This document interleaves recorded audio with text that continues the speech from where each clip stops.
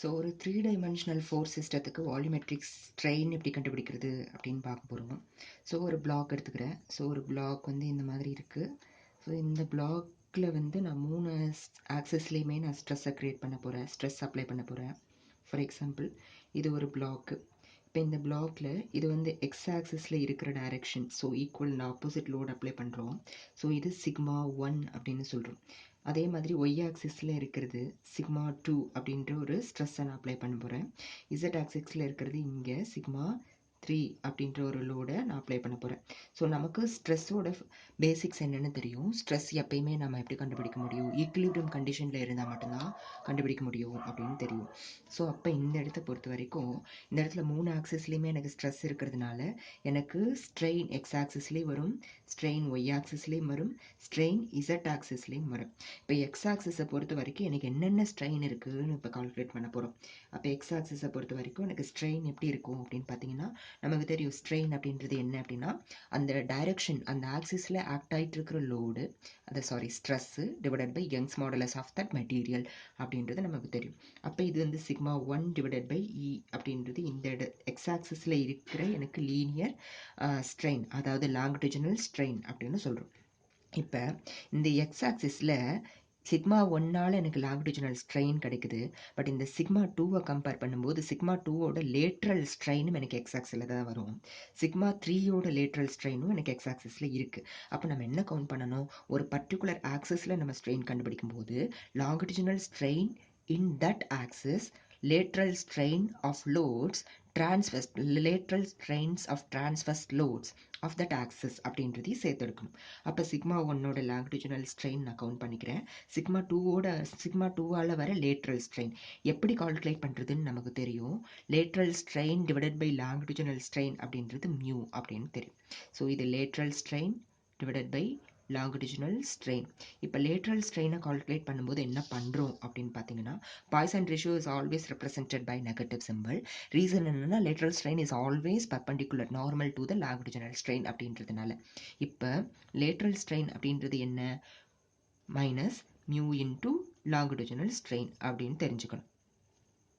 So strain epsilon use பண்ணிக்கிறேன். So epsilon into lateral longitudinal strain அப்படின்னு தெரிஞ்சுக்கிறோம்.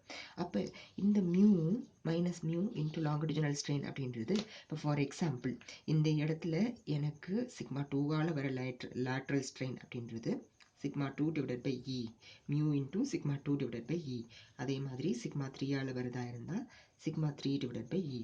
அப்போ இந்த σ2 டிவைடட் பை இ அப்படின்றது என்ன அப்படின்னா, longitudinal strain produced by stress 2, σ3 divided by E அப்படின்றது longitudinal strain produced by stress 3. இப்போ இதை மைனஸ் மியூவால் பெருக்கும்போது எனக்கு அதோட பர்பண்டிகுலர் டைரக்ஷனில் என்ன லேட்ரல் ஸ்ட்ரெயினை கிரியேட் பண்ணுது அப்படின்னு நான் கண்டுபிடிச்சிட்டேன். சிமிலர்லி EY, அதாவது ஸ்ட்ரெயின் இன் ஒய் ஆக்சஸ் அப்படின்றது எப்படி இருக்கும் அப்படின்னு பார்த்தீங்கன்னா, σ2 divided by E. So Y ஆக்சஸில் எனக்கு σ2 இருக்குது, σ2 divided by E longitudinal strain. அதே மாதிரி σ1 டிரான்ஸ்ஃபர் ஸ்ட்ரெயினும் ஒய் ஆக்சஸில் இருக்குது, σ3 டிரான்ஸ்ஃபர் ஸ்ட்ரெயினும் எனக்கு ஒய் ஆக்சஸில் இருக்குது. அப்போ minus mu into σ3 divided by E, அதாவது σ3 வரக்கூடிய lateral strain σ3 divided by E அப்படின்றது அந்த இசட் ஆக்சிஸில் இருக்கிற லாங்கிடியூடினல் ஸ்ட்ரெயின் மைனஸ் மியூவால் பெருக்கும்போது எனக்கு அதோட பர்பண்டிகுலர் ஆக்சிஸில் இருக்கிறது கிடச்சிடும். Minus mu into σ1 divided by E. σ1 lateral strain எனக்கு எங்கே இருக்குது அப்படின்னா ஒய் ஆக்சிஸில் இருக்குது. சிமிலர்லி இஇசட் அப்படின்றது σ3 divided by E, σ3 divided by E minus mu into σ2 lateral strain அங்கே இருக்குது, மைனஸ் σ1 லேட்ரல் ஸ்ட்ரெயின் அங்கே இருக்குது. இவ்வளோ தான் நம்ம வந்து ஸ்ட்ரெயின் நம்ம கண்டுபிடிக்கிறது. இப்போ இந்த பிளாக்கோட வால்யூமெட்ரிக் ஸ்ட்ரெயின் அப்படின்றது எப்படி இருக்கும் அப்படின்னு பார்த்தீங்கன்னா, EV is equal to EX plus EY plus EZ மூணையும் கூட்டினா கிடச்சிடும். இப்போ EVனா என்ன, வால்யூமெட்ரிக் ஸ்ட்ரெயின்னா என்ன அப்படின்னா, ஒரு பிளாக்கோட ஒரிஜினல் வால்யூமுக்கும்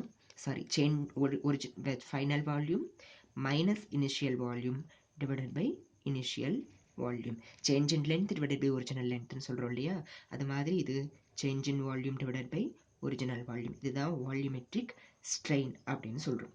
இப்போ இதில் கொண்டு வந்து சப்ஸ்டியூட் பண்ணும்போது கவனிக்க வேண்டிய விஷயம் என்ன அப்படின்னா, இப்போ இந்த காம்போனண்ட் எல்லாத்தையும் நான் கூட்ட போகிறேன். ஓகேவா, இந்த component σ1 divided by E plus sigma 2 divided by E plus sigma 3 divided by E. இந்த காம்போனண்ட்டை கூட்டிட்டேன். அண்ட் நெக்ஸ்ட் என்ன பண்ணுறோம் அப்படின்னு பார்த்தீங்கன்னா, இந்த ரெண்டு மைனஸ் காம்போனன்ட்ஸ் எல்லாத்தையும் கூட்ட போகிறேன். மைனஸ் காம்போனண்ட்டில் எனக்கு மைனஸ் மியூ பொதுவாக இருக்குது, ஒரு இ கீழே பொதுவாக இருக்குது ரெண்டு இடத்துலையும். ஸோ அப்போ மைனஸ் மியூ டிவைடட் பை இ பொதுவாக வெளியே எடுத்துட்டேன் அப்படின்னா, நல்லா கவனிங்க, இங்கே சிக்மா 2 ப்ளஸ் சிக்மா 3, இங்கே சிக்மா 3 ப்ளஸ் சிக்மா 1, இங்கே சிக்மா 2 ப்ளஸ் சிக்மா 1. ஸோ ஓவராலாக பார்க்கும்போது இதிலேருந்து ஒரு 1/e பொதுவாக வெளியே எடுக்கலாம். இது sigma 1 plus sigma 2 plus sigma 3 அப்படின்னு சொல்கிறோம். இதிலேருந்து மியூ பை இ, இப்போ இது 2 சிக்மா 2 இருக்குது, 2 சிக்மா 3 இருக்குது, 2 சிக்மா 1 இருக்குது. ஸோ ஒரு 2 பொதுவாக வெளியே எடுத்துக்கலாம். வெளியே எடுத்துட்டோம் அப்படின்னா sigma 1 plus sigma 2 plus sigma 3. அப்போ இதிலிருந்து நான் எதை பொதுவாக வெளியே எடுக்கலாம் அப்படின்னா, இந்த 1/e சிக்மா 1 சிக்மா 2 சிக்மா 3, இங்கே 1/e சிக்மா 1 சிக்மா 2 சிக்மா 3 இருக்குது. அப்போ 1/e into sigma 1 plus sigma 2 plus sigma 3 வெளியே எடுத்துட்டேன் அப்படின்னா இங்கே ஒரு 1 பாக்கி இருக்குது, இங்கே ஒரு -2 மியூ பாக்கி இருக்குது. இதுதான் வால்யூமெட்ரிக் ஸ்ட்ரெயின். ஒரு பிளாக் மேலே 3 டைமென்ஷனல் ஃபோர்ஸ் இருக்கும்போது வால்யூமெட்ரிக் ஸ்ட்ரெயின். இப்போ இது 2 டைமென்ஷனாக ரெடியூஸ் ஆகுது, 1 டைமென்ஷனல் யூனிஆக்சியல் லோடாக ரெடியூஸ் ஆகுது. ஃபார் எக்ஸாம்பிள் சிக்மா 1 மட்டும் இருக்குது, சிக்மா 2 சிக்மா 3 இல்லை அப்படின்னா நம்ம சிக்மா 2க்கு பதிலாக 0, சிக்மா 3க்கு பதிலாக 0 அப்படின்னு புட் பண்ணிக்கலாம். அப்போ வால்யூமெட்ரிக் ஸ்ட்ரெயின் எப்படி ஆகுது அப்படின்னு பார்த்தீங்கன்னா, sigma 1 divided by E into 1 minus 2 mu. Sigma 1 divided by E longitudinal strain minus 1 minus 2 mu. இதுதான் வந்து volumetric strain for 3-dimensional force system. இது volumetric strain for unidirectional force system அப்படின்னு சொல்றோம். So thank you.